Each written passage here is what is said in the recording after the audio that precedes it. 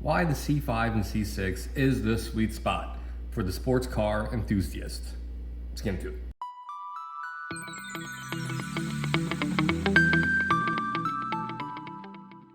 Well, welcome back to the channel, boys and girls. Happy Thursday. Drinking a little Sam Adams tonight.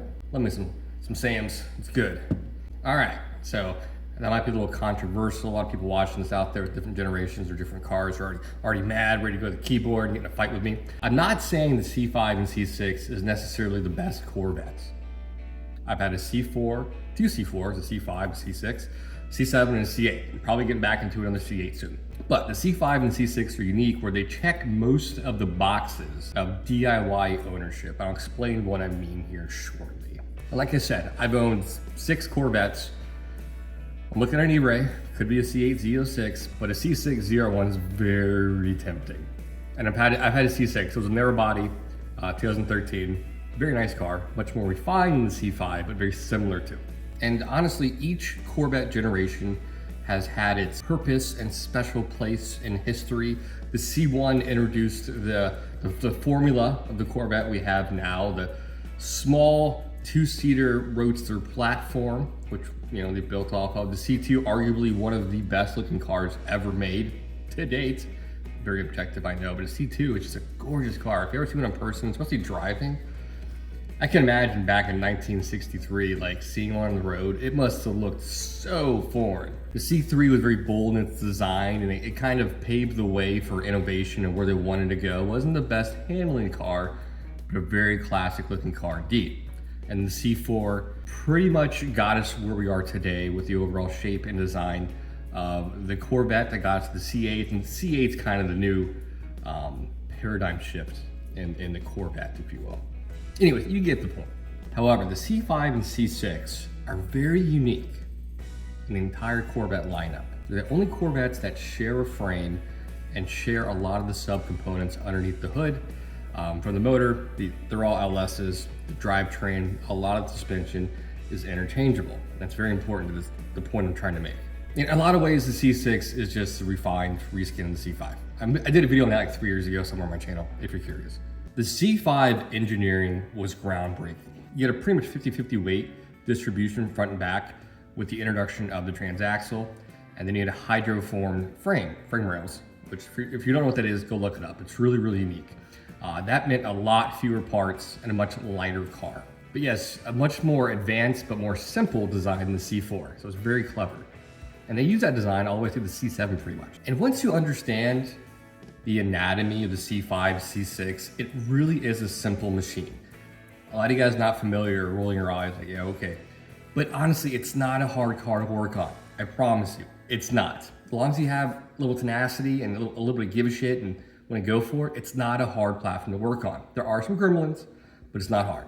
All right, so let's break down the C5, C6 and see a few different categories, and we'll talk on those a little more. Abundance of parts, upfront costs, aftermarket support, online community for troubleshooting, reliability, and performance. And once I touch all these bullet points, you're gonna see my point. Part availability.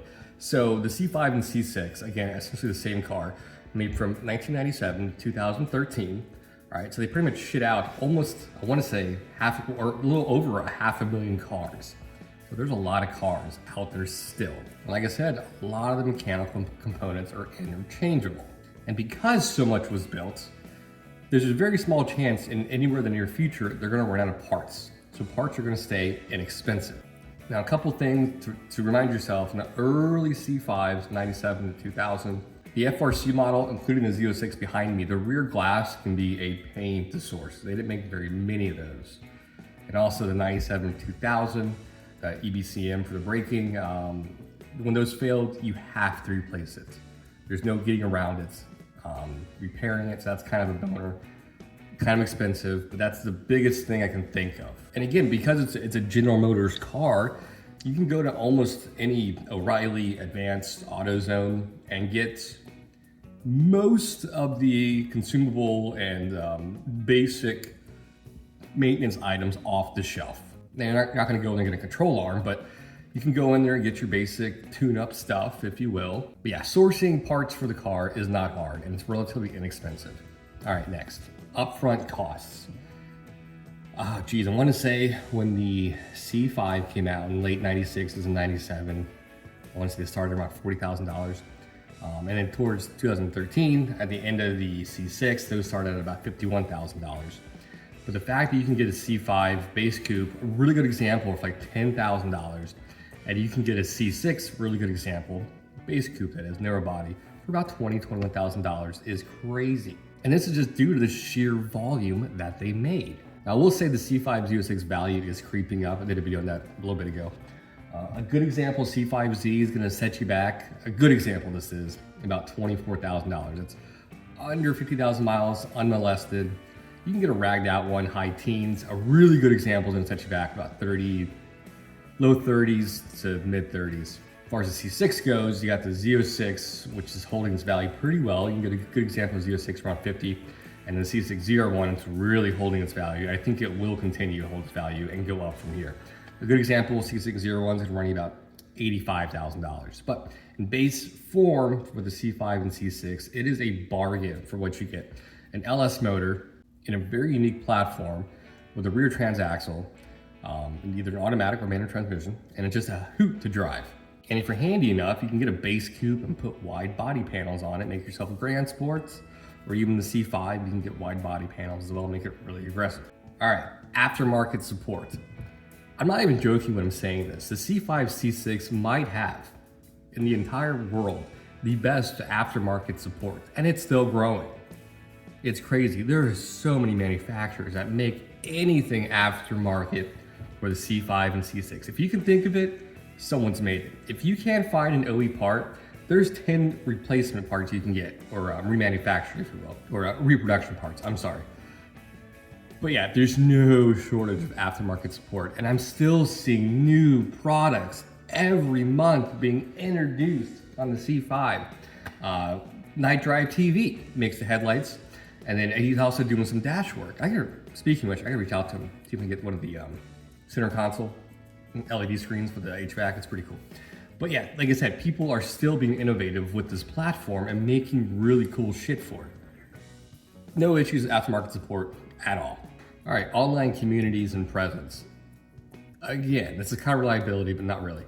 The presence or the support you have for C5, C6 is crazy. If you have an issue, go online, you get to get it solved in about 5 minutes.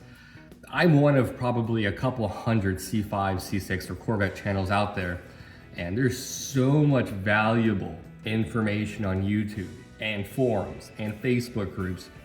It's crazy. Everything from basic cosmetic care to entire engine teardown. I mean, you should try to do that with a Volvo. You can't. And also, the online community for the Corvette's pretty cool. Some of the Facebook groups get kind of douchey, but through my channel especially, I've met a lot of really cool people around the area. Like-minded, it's almost like a little fraternity owning a Corvette. And I noticed that whatever generation you have, you kind of stick to that generation. When I had the C5 and C8, there was like 2 different camps. It was kind of funny. So I feel like all my focus is back on the C5.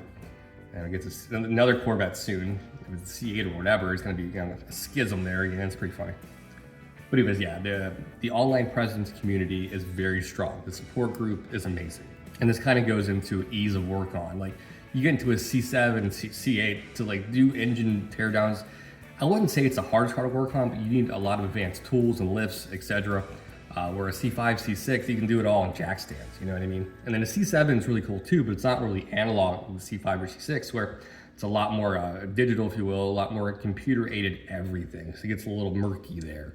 All right, reliability. This should go without saying. The LS platform, the LS1 through the LS9, which was in the C5, C6, very reliable motors. People get mad when you say motor, but you know what I mean. They don't call it engine train, it's motor train. Very reliable car. This car is 25 years old, 102,000 miles on it. If I had to drive across country tomorrow, I would have no issues with that at all. I think it would do just fine.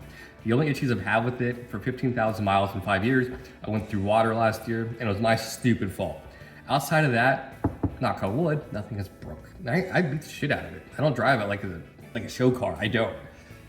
But yeah, it doesn't give me any grief. As long as I maintain it, it's good to me, I'm good to it. But yes, overall, the C5, C6 is very reliable. There's some weird issues with the grounding issues, such as the C5.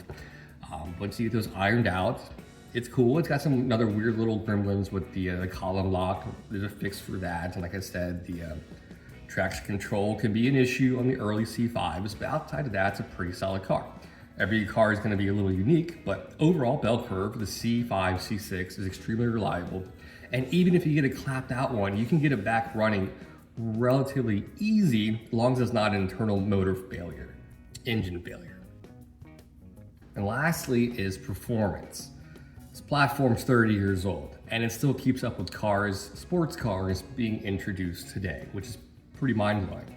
You take a C6 ZR1, it can keep up with almost anything brand new right now, outside of a crazy electric hybrid deal or really exotic or hyper car. The C6 ZR1 is becoming very sought after. People are trying to realize for $85,000 what you get. Almost 700 horsepower in a car that weighs like 3,400 pounds. That's obnoxious. It's stupid. I would love to have a C6 ZR1. Just talking about it. I don't know what to do. It's a good problem to have. Anyways, you can take any C5 and C6 and make it a monster with minimal effort. Get some good suspension on it, some brake components. The LS platform, it's very good for pro charging. It takes boost pretty well in stock form. But no, with minimal effort, these cars can put down the rear wheels 500, 600, 700 horsepower and keep up with anything. And with its weight distribution, it's amazing. It's just an awesome car. And I feel like you guys know this, but yeah, it's for the amount of money you need to keep up with new supercars today, it does not take much. It really doesn't. I like how it's sitting here. I pulled it in for my video a couple days ago. I leave like this sitting on the car. It's pretty cool. Anyway, yeah, performance, the thing's a monster. Mine's pretty much stock, outside of a tune, full exhaust, headers,